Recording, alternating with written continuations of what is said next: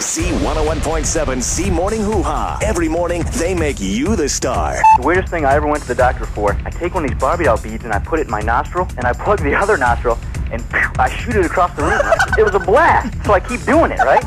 And eventually, I shove one up there, and I go to shoot it out, nothing. When my friend Dawn got married, at the end of the ceremony, they let balloons go. And one of the balloons hit a power line and knocked out power to all of the church and all of the surrounding neighborhoods.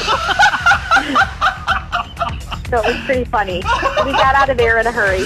My husband and I lit the unity candle, and then we proceeded to kneel for the blessing. And as that happened, there was a little kind of chuckling in the background, and I didn't know what had happened till later. The best man had tampered with my husband's shoes, and it said, "Help me." Well, I actually remember Watergate. The Challenger take off, and then it exploded. I remember when Nixon left the White House. That was pretty big when he turned around and saluted and was like, yeah, get your butt out of there. I wanted to tell you my first news event that I remember. Well, I listened to Franklin Roosevelt declare war on Germany and Japan and Italy on a radio in early 1941. What'd your parents tell you when you were there? Well, this could be the end of the world. Not one person in this country is denied an education through 12th grade. The results of that are going to be how you get into college. If you don't have a good grades, then you don't deserve to get into Michigan. I don't care what color you are. I think, unfortunately, discrimination is still alive and well in these here America. We have to come together collectively. We have to take methods to make sure that we do. Paula, thank you so much. Thank you for having that topic. My brother used to put me in a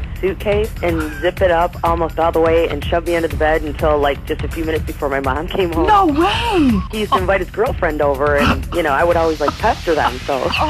I'd cry for a little while and then I'd just fall asleep, and it got to be so routine that I just got in there myself. It was pretty bad, and I kept the secret like all this time because there's just no way. My mom would pass out. We went down the cereal aisle and he kept grabbing, I want, and I'm like, no, you can't have it. I turned my back, turned around, he had his back to me and had another box of cereal. I grabbed his arm, turned him around and said, I said no. And it wasn't my son, it was some other little boy. Oh, yeah!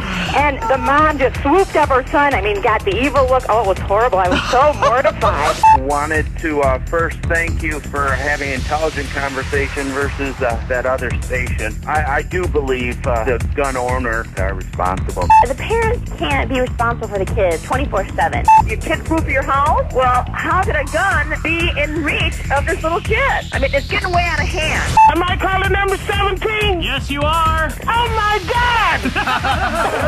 What is your name? I'm calling number 17! Who let the dogs out? I let the dogs out. Who let the dogs out? Acting like that. Want to win some Blues Clues tickets?